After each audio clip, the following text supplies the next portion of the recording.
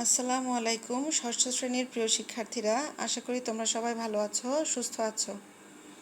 আজকে আমি তোমাদের গত ক্লাসে দেওয়া হোমওয়ার্কটি সলিউশন দিব। যারা হোমওয়ার্ক করেছো তারা হোমওয়ার্কটি একটু মিলিয়ে নেবে। আমি তোমাদের আনসিন প্যাসেজটি আরেকবার পড়ে শোনাচ্ছি। Famous poet of Bengali literature Begum Safia Kamal was born on 20 June 1911 in a land-owning family of Shaistabad in Borishal. She was the daughter of Abdul Bari, a lawyer, and Sabra Banu, a housewife. Begum Safia Kamal was given education at home.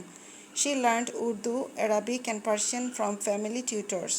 Besides, she got lessons in Bangla from her mother and maternal uncle Said Muhammad Hossain. In 1918, Safia went to Kolkata accompanied by her mother. Here the young Safia met Begum Rokeya Sakhawat Hossain.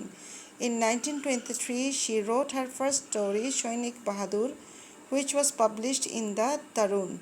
Her first book of poems, Sajher Maya, was published from Kolkata in 1938.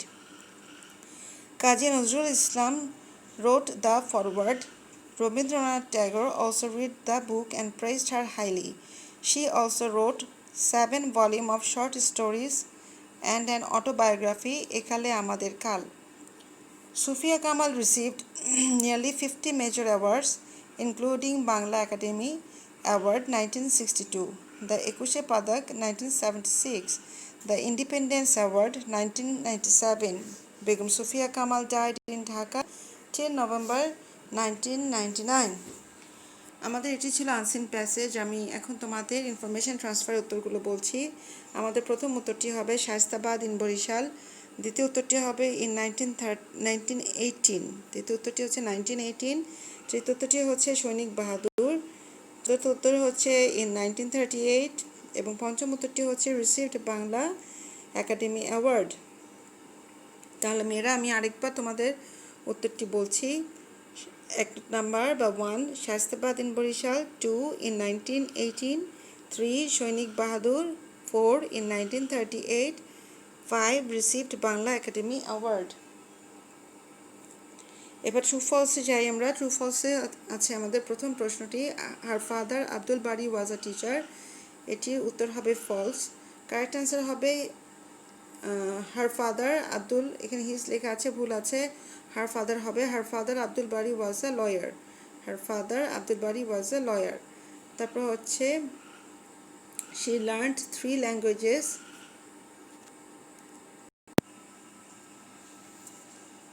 তাহলে আমরা এখানে দেখতে পাচ্ছি A নাম্বারের প্রশ্নটি, her father Abdul Bari was a teacher. এখানে correct answer এটা হচ্ছে ফলস। এবার কারেক্ট অ্যান্সার হবে her father Abdul Bari was a lawyer. B number হচ্ছে she learned 3 languages from her family tutors. এর উত্তর হবে ট্রু। সি নাম্বার হচ্ছে Sayed Mohammad Hossain was his mother's brother. এর উত্তর হবে ট্রু। এবং ডি নাম্বার হচ্ছে Rabindranath Tagore wrote the foreword of the poem Sanjher মায়া। এর উত্তরটি হবে ফলস। কারেক্ট অ্যান্সার হবে Kazi Nazrul Islam wrote the foreword of the poem Sanjher Maya. E number হচ্ছে Begum Sufia Kamal received more than 50 major awards. এর উত্তরটি হবে ফলস। কারেক্ট অ্যান্সার হবে Begum Sufia Kamal received nearly 50 major awards, অর্থাৎ নিয়ারলি প্রায়, কিন্তু 50টির উপর না, 50টির বেশি না। তাহলে এখানে আমরা ট্রু ফলসে কি দেখতে পাচ্ছি, এ হচ্ছে ফলস, কারেক্ট অ্যান্সার হচ্ছে her father was a lawyer, B হচ্ছে ট্রু, সি হচ্ছে ট্রু, ডি হচ্ছে ফলস। কারেক্ট অ্যান্সার হবে এখানে রবীন্দ্রনাথ ট্যাগরের জায়গায় কাজী নজরুল ইসলাম। এবং ই নাম্বার হচ্ছে ফলস। কারেক্ট অ্যান্সার হবে nearly 50 major awards, not more than. ঠিক আছে, নট মোর দ্যান হবে না, হবে নিয়ারলি 50 মেজর অ্যাওয়ার্ডস। এখন আমাদের আরেকটি যে প্যাসেজ ছিল সেটিতে আমরা চলে যাচ্ছি। আমাদের দ্বিতীয় প্যাসেজটি ছিল আব্রাহাম লিঙ্কনের উপর। আমি টেক্সটটি এবার তোমাদের পড়ে শোনাচ্ছি। Abraham Lincoln was the 16th president of the USA. He was born on February 12, 1809 in Kentucky, the USA. His parents were from Virginia. In 1819, his mother died. Then his father moved to Indiana State. He grew up there. He was a captain in the Black Hawk War. He got the nomination for president in 1850.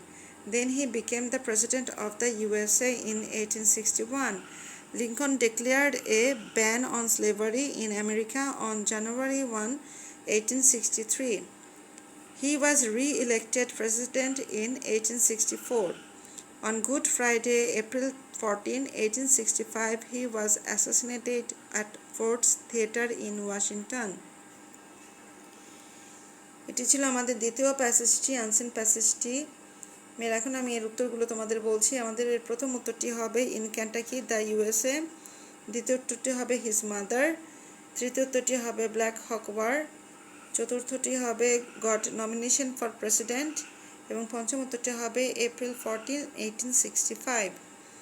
তাহলে আমি আরেকবার বলছি তোমাদের। 1 in Kentucky the USA, 2 his mother, 3 black hawk war, 4 got nomination for president এবং 5 April 14, 1865।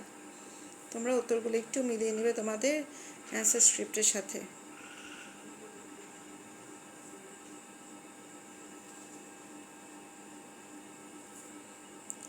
এবার আমরা true ফলসের দিকে চলে যাচ্ছি। আমাদের ট্রু ফলসের প্রথম যে নাম্বারের প্রশ্নটি সেটা হচ্ছে Abraham Lincoln was the 6th president of the USA.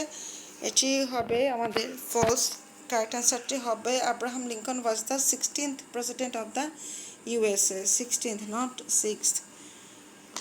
তারপর হচ্ছে B number, his father move to Indiana state after his mother's death, এটির উত্তর হবে ট্রু। সি নাম্বার হচ্ছে Lincoln declared a ban on slavery, এটির উত্তর হবে ট্রু। ডি নাম্বার হচ্ছে he was elected as president for 3 times, এটি উত্তর হবে ফলস। কারেক্ট অ্যান্সার হবে he was elected as president for 2 times। ঠিক আছে, এটা হচ্ছে উত্তরটি ফলস এবং কারেক্ট অ্যান্সারটি হবে he was elected as president for 2 times। E number হচ্ছে he was killed on Saturday, এর উত্তরটি হবে ফলস। কারেক্ট অ্যান্সার হবে he was killed on Friday. তাহলে মেয়েরা আমি আবার তোমাদের ট্রু ফলসের উত্তরগুলো আমি বলে দিচ্ছি। আমাদের এ নাম্বারের উত্তরটি হবে ফলস। কারেক্ট অ্যান্সার হবে Abraham Lincoln was the 16th president of the USA. B number উত্তরটি হবে ট্রু। সি নাম্বার উত্তরটি হবে ট্রু। ডি নাম্বারের উত্তরটি হবে ফলস। কারেক্ট অ্যান্সার হবে he was elected as president for 2 times এবং ই নাম্বারের উত্তরটি হবে ফলস। কারেক্ট অ্যান্সার হবে he was killed on Friday. যারা হোমওয়ার্ক করেছো তারা হোমওয়ার্কগুলো সুন্দরভাবে মিলিয়ে ফেলবে। আজকে আমি তোমাদের নতুন একটি হোমওয়ার্ক দেব। আমি তোমাদের হোমওয়ার্কটির যে প্যাসেজ সেটি পড়ে শোনাচ্ছি। Charles Babbage was an English mathematician, Charles Babbage ছিলেন একজন ইংরেজ গণিতবিদ। He was also a mechanical engineer who is well known for originating the concept of computer. তিনি একজন যন্ত্র প্রকৌশলীও ছিলেন যিনি কম্পিউটার উদ্ভাবনের ধারণার জন্য বিখ্যাত। He was born on 26 December 1791 in London.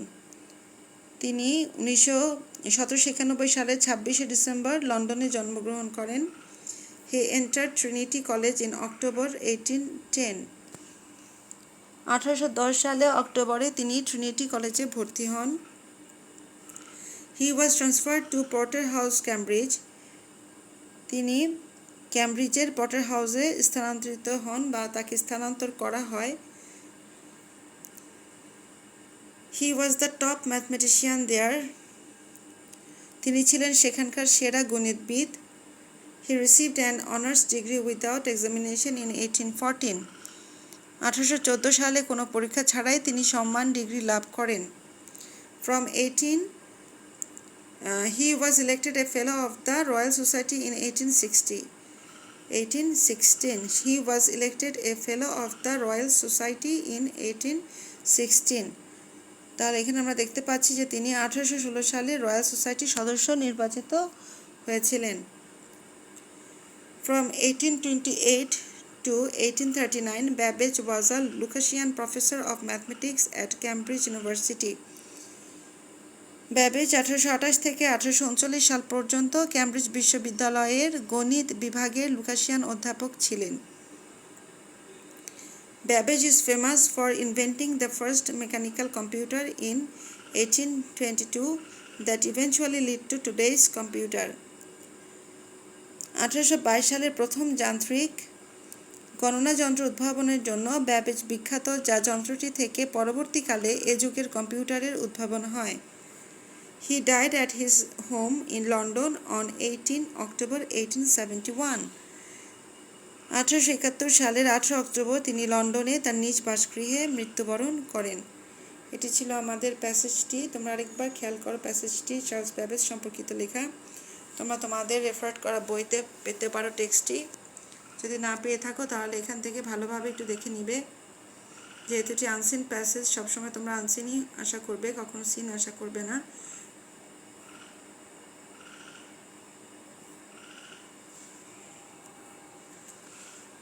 প্যাসেজটি তোমরা ভালোভাবে খেয়াল করবে মেয়েরা। এখানে আমরা এখন ইনফরমেশন ট্রান্সফারটি দেখতে পাচ্ছি। আমাদের ইনফরমেশন ট্রান্সফারের প্রথম যে প্রশ্নটি সেটি আমাদের ওয়েনের ঘরে দেখতে পাচ্ছি, দ্বিতীয় প্রশ্নটি আমাদের ওয়ারের ঘরে আছে এবং তৃতীয় প্রশ্নটি আছে আমাদের অ্যাক্টিভিটিতে, চতুর্থ প্রশ্নটি আছে ওয়াজ লুকাসিয়ান ক্যামব্রিজ। এটা একটু খেয়াল করো।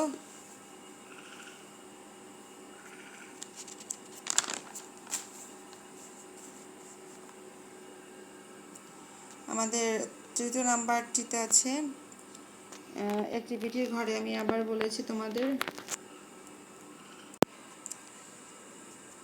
তাহলে আমরা এখানে দেখতে পাচ্ছি 4 নাম্বারটি আছে আমাদের ওয়েনের ঘরে এবং 5 নাম্বারটি আছে আমাদের হু বা হোয়াট এই বক্সটিতে। তাহলে আমি একটু তোমাদের দেখাচ্ছি যে চার্লস ব্যাবেজ সম্পর্কিত যে ইনফরমেশন ট্রান্সফার সেটি আমাদের 1 নাম্বার আছে ওয়েনে, 2 নাম্বারটি আছে ওয়ারের ঘরে, 3 নাম্বারটি আছে অ্যাক্টিভিটিতে, 4 নাম্বারটি আছে ওয়েনের ঘরে এবং 5 নাম্বারটি আছে হু বা হোয়াটে। এবার আমি ট্রু ফলসের দিকে চলে যাই। Charles Babbage was both mathematician and mechanical engineer, যেটি কারেক্ট অ্যান্সার হবে তোমাদের বলে মনে হবে, সেটি তোমরা উত্তর লিখবে। B number, he was the top mathematician of Cambridge. C number, after giving examination he got honors degree. D number, he was transferred to Trinity College. R E number হচ্ছে he died at hospital. এটা হচ্ছে আমাদের 5টি প্রশ্ন true ফলসের, ঠিক আছে। এবার আমি তোমাদের সেকেন্ড যে হোমওয়ার্কটি সেটার দিকে নিয়ে যাচ্ছি, আমাদের হোমওয়ার্ক 7। আমি টেক্সটটি পড়ে শোনাচ্ছি তোমাদের। Alexander Fleming was born in Ayrshire, Scotland on August 6, 1881.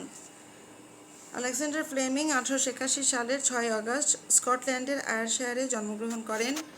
He was the third of the 4 children. তিনি 4 সন্তানের মধ্যে তৃতীয় ছিলেন। He attended medical school in London and graduated in medicine in 1906. তিনি লন্ডনে একটি মেডিকেল স্কুলে ভর্তি হন বা পড়াশোনা করেন এবং 1906 সালে মেডিসিনে স্নাতক ডিগ্রি লাভ করেন। Fleming assisted in battlefield hospitals during the World War I from 1911 to 1918. Fleming প্রথম বিশ্বযুদ্ধ চলাকালে 1911 থেকে 1918 সাল পর্যন্ত যুদ্ধক্ষেত্রের হাসপাতালে সহায়তা করেন। There he observed many people dying of infection. সেখানে তিনি পর্যবেক্ষণ করেন যে অনেক লোক সংক্রামক রোগে মারা যাচ্ছে। Once the war was over, Fleming looked for medicine that would heal infection. একসময় যুদ্ধ শেষ হলো, ফ্লেমিং সংক্রামক রোগ নিরাময়ের জন্য ওষুধ খোঁজ করতে লাগলেন, অর্থাৎ তিনি সংক্রামক রোগের যে নিরাময়ের ওষুধ সেটি খোঁজার জন্য এক্সপেরিমেন্ট করা শুরু করলেন। Then he came back to his laboratory and carried out a lot of experiment to get cure for infection. অবশেষে তিনি তার গবেষণাগারে ফিরে গেলেন এবং সংক্রামক রোগ নিরাময়ের জন্য প্রচুর গবেষণা করতে শুরু করেন। At last he was successful in his mission. অবশেষে তিনি তার মিশনে সফল হন। In 1928 he discovered penicillin, a drug that is used to kill bacteria. 1928 সালে তিনি পেনিসিলিন নামক এক প্রকার ওষুধ আবিষ্কার করেন যা ব্যাকটেরিয়া ধ্বংস করতে ব্যবহার করা হয়। Alexander Fleming died of heart failure in London in 1955. 1955 সালে হৃদবৈকল্য বা হৃদযন্ত্রক্রিয়া বন্ধ হয়ে তিনি লন্ডনে মৃত্যুবরণ করেন। তো এটি ছিল আমাদের দ্বিতীয় প্যাসেজটি, তোমরা ভালো করে একটু দেখবে।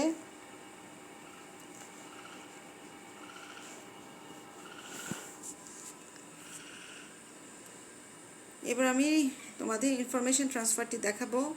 আমাদের ইনফরমেশন ট্রান্সফারের প্রথম যে প্রশ্নটি সেটা আমরা ওয়ের ঘরে দেখতে পাচ্ছি। কোথায়? দ্বিতীয় বক্সটি দেখতে পাচ্ছি আমরা আছে ওয়েনের ঘরে। তৃতীয়টি হচ্ছে আমাদের অ্যাক্টিভিটিতে, চতুর্থ হচ্ছে আমাদের অ্যাক্টিভিটিতে। সালগুলো খেয়াল করবে, এই সালে কি ঘটনা ঘটেছিল। তারপর হচ্ছে 5 নাম্বার হচ্ছে আমাদের ওয়ারের ঘরে। তাহলে 1 নাম্বারটা হচ্ছে আমাদের ওয়ারের ঘরে, 2 নাম্বারটা হচ্ছে আমাদের ওয়েনের ঘরে এবং 3 নাম্বারটি হচ্ছে অ্যাক্টিভিটিতে, 4 নাম্বার হচ্ছে আমাদের অ্যাক্টিভিটিতে এবং 5 নাম্বার আছে আমাদের ওয়ারের ঘরে। তো এগুলো খেয়াল করবে, বিভিন্ন তথ্যগুলো মিলিয়ে টেক্সট থেকে তোমরা সাহায্য নিয়ে এই তথ্যগুলো ফিল আপ করবে। প্রয়োজন বোধে আমি টেক্সটে তোমাদের আরেকবার দেখিয়ে দিচ্ছি। তোমরা ভিডিওটি পজ করে প্যাসেজটি পড়ে নিয়ে তারপর তোমরা তথ্যগুলো লিখে ফেলার চেষ্টা করবে।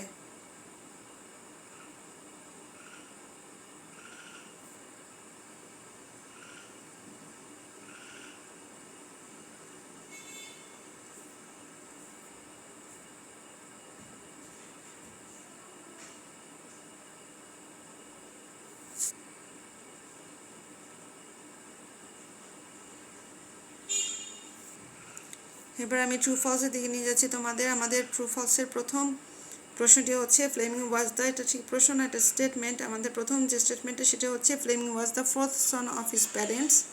বি নাম্বার হচ্ছে in 1916 he graduated in medicine. C number হচ্ছে during the world war one Fleming helped in the battlefield hospitals. D number হচ্ছে after the war he discovered penicillin. আর ই নাম্বার হচ্ছে পেনিসিলিন কিলস ভাইরাস। এটা হচ্ছে আমাদের 5টি statement, যেগুলো থেকে তোমরা সত্য মিথ্যা নির্বাচন করবে। যেটি সত্য হবে সেটা ট্রু এবং যেটি ফলস হবে সেটি ফলস লিখে কারেক্ট অ্যান্সারটি লিখবে। তো আশা করি তোমরা বুঝতে পারছো তোমাদের করণীয় কাজটি কি। তোমরা ভালোভাবে খেয়াল করবে এবং হোমওয়ার্কগুলো করে ফেলার চেষ্টা করবে। তোমরা এই হোমওয়ার্কগুলো কমপ্লিট করবে, আমি আমার পরবর্তী ক্লাসে তোমাদের এই হোমওয়ার্কগুলো মিলিয়ে দিব। তো তোমাদের শুভকামনা জানাই যে তোমরা যাতে সুস্থ থাকো তোমাদের পরিবারের সবাইকে নিয়ে। তো সবাইকে ধন্যবাদ। আসসালামু আলাইকুম।